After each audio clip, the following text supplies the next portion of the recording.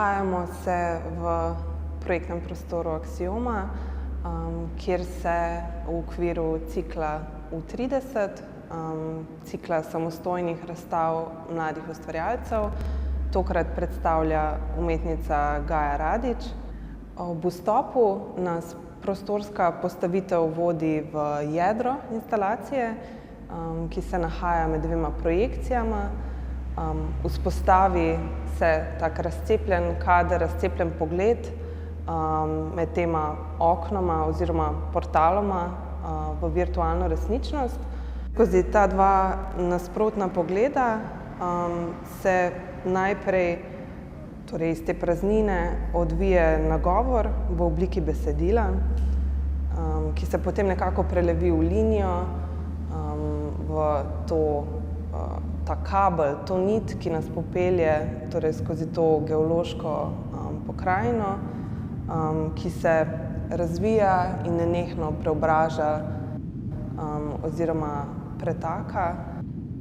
Kora se udejanji med prostori, torej med fizičnim galerijskim prostorom, torej prostorom te postavitve, med virtualnim prostorom, v katerem se odvija narativ oziroma pripoved, se razvija sam virtualni prostor, in pa pravzaprav med prostorom telesa oziroma naše percepcije. Instalacija na neki način želi spodbuditi misel, ki se odvija v telesu, torej ki nekako ugrabi gledalčevo zaznavo za svoje udejanjenje, torej da se skozi gledalca udejanji prostor, obenem pa tudi gledalec na tak posreden način sooblikuje koro.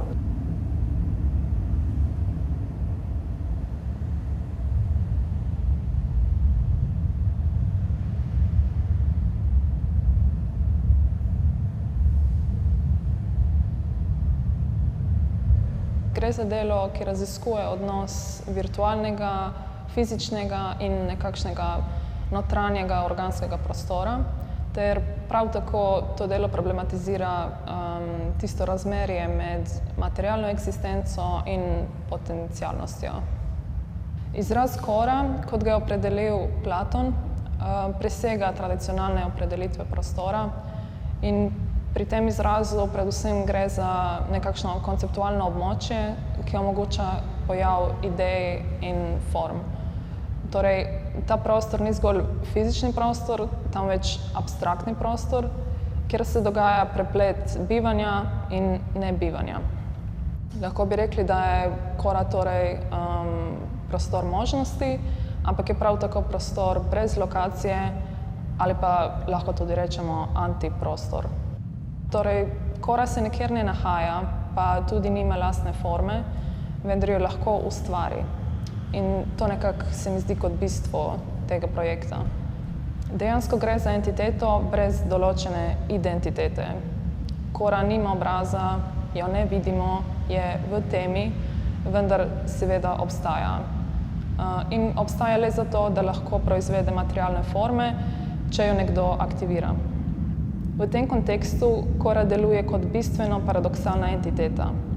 Kot rečeno, ne gre niti za bitje, niti za nebitje, temveč kora obstaja kot meja med tema dvema fazama. V tem smislu bi jo lahko razumeli kot nekakšno primordialno maternico oziroma nekakšen prazen, ampak ploden organ, ki služi nastanku vsega materialnega ali nematerialnega. Pri temu pa kora tudi ni dobra, ni zla, ni živa, ni neživa, oziroma pri njej ne gre za nobeno moralno orientacijo. Kljub temu, da kora ima določeno topologijo, kar sem na določen način pač probala upodobiti v teh animacijah, kora nima fiksne lokacije. Torej, ona obstaja kot ta fluidna dinamika, ki daje in sprejema, ne da bi se pri tem kadarkoli fiksirala v nekaj dokončnega. Ta fluidnost odraža bistvo eksistence nekako v tem projektu. Gre za neprestano ciklično postajanje in to igro med obliko in brezobličnostjo. Ta aspekt te avtonomije nas vabi, da prostor dojemamo ne le kot praznino, ki jo je treba zapolniti, ampak kot plodno območje, ki s pomočjo naše fizične prisotnosti oziroma našega fizičnega telesa lahko porodi realnost. Na nek način je Kora torej prazen prostor konstantne potencialnosti, ki čaka na svojo manifestacijo oziroma čaka, da vanjo nekdo stopi oziroma da je gledalec aktivira.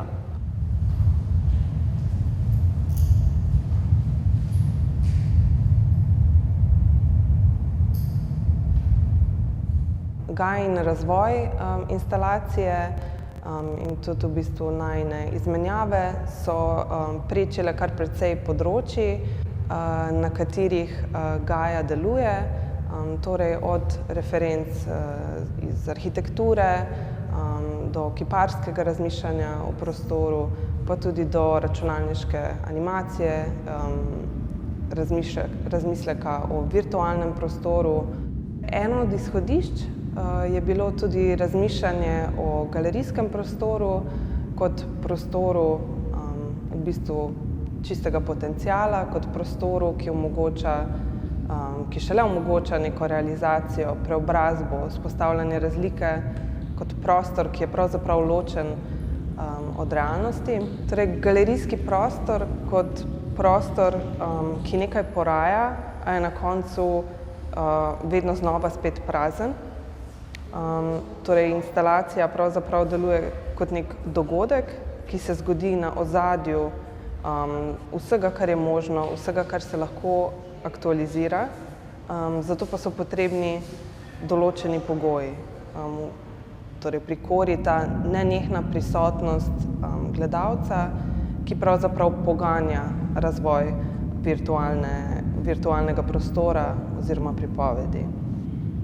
Ta multipla narava prostora se v bistvu odraža tudi v prostorski postavitvi, ki nekako deluje kot gledališče, kot vrt, igrišče, torej ima vzpostavljene neke cone z lastnim namenom in sama recimo kovinska konstrukcija, torej ta prostorski del, ki je nekako med skulpturo in znakom, odraža v bistvu tudi to logiko prostora, torej kot neka pravila gibanja, kot neke usmeritve samega telesa in obenem tudi kot načrt oziroma tak shematičen prikaz dejansko prostora, ki se potem razvija v animaciji. Pri ustvarjanju te razstave sem želela zajeti bistvo Kore skozi individualno audiovizualno izkušnjo. Instalacija vključuje dve animaciji, ki skozi zvok in 3D podobo prikazujeta ta virtualni 3D prostor iz dveh nasprotujočih si perspektiv. Te animacije se projicirata na dve ovalni pleksi plošči, ki sta postavljeni zrcalno ena nasproti druge. Gre za to, da sem si to razstavo zamislila kot nekakšno intimno, individualno izkušnjo za posameznega gledalca, ki jo torej aktivira prisotnost telesa v prostoru. Pravzaprav je trajanje tega časa oziroma trajanje teh animacij namenjeno temu, da se gledalec nekako umiri in v samoti opazuje Koro, katera se pred njim ter za njega odpira. Rekla bi, da gre za skoraj nekako romantično interakcijo. V praktičnem smislu mehanizem te razstave deluje tako, da ko gledalec stoji na središču tega prostora, senzor zazna njegovo prisotnost in aktivira Koro ter pač prav tako sproži ta audiovizualni narativ.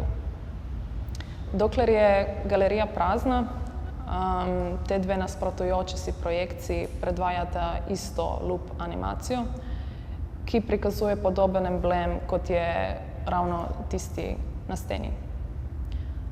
Gre za dejansko grafični prikaz poti, po kateri ta animacija oziroma mi kot gledalci potujemo skozi koro od zgoraj iz nekakšnega praznega neobstoja, praznega vakuma navzdol v materializacijo.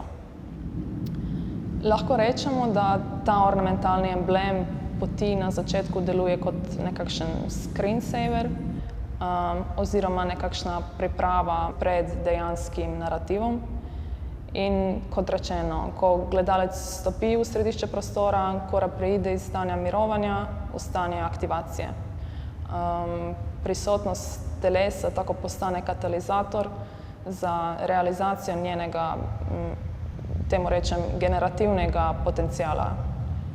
Zato ta proces nekako primerjam z delovanjem metaforične maternice, kar sem tudi prej omenila.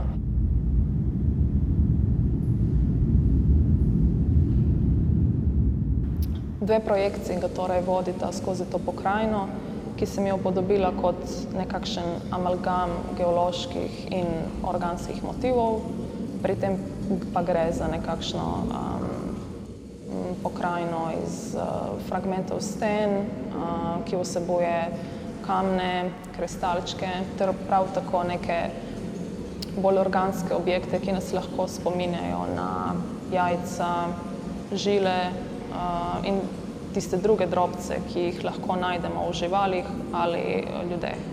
Torej gre za nekakšno potovanje, ki se začne na vrhu in izvira iz vakuma, neobstoja in se nato steče globlje v notranjost tega organa, kjer se konča ta proces materializacije, katerega je ravno gledalec aktiviral.